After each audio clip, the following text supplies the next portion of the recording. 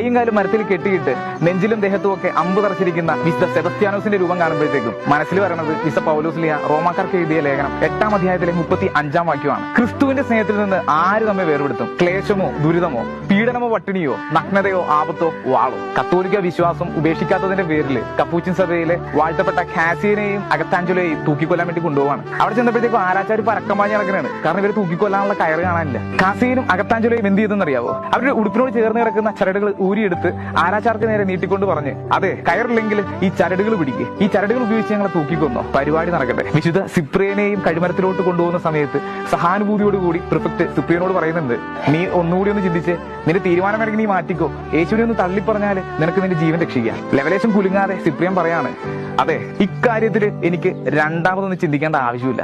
യേശുവിനെ ഒന്ന് തമാശയ്ക്ക് തള്ളിപ്പറഞ്ഞിരുന്നെങ്കിൽ ഇവർക്കൊക്കെ തലയും കൊണ്ട് വീട്ടിലോട്ട് പോവായിരുന്നു. അവര് തള്ളിപ്പറഞ്ഞില്ല. കാരണം ഉണ്ടല്ല, ഇവർക്ക് ഈശോ എന്ന് പറയുന്നത് പുസ്തകത്തിൽ വായിച്ചു കേട്ട ആശയമോ മിന്നിമറിഞ്ഞു പോകുന്ന വികാരമോ അല്ലായിരുന്നു, മറിച്ച് ജീവനായിരുന്നു, ജീവിതമായിരുന്നു. വിശുദ്ധ പൗലോസ്ലീഹ പറഞ്ഞതുപോലെ അവർക്ക് ജീവിതം ക്രിസ്തുവും മരണം നേട്ടവുമായിരുന്നു.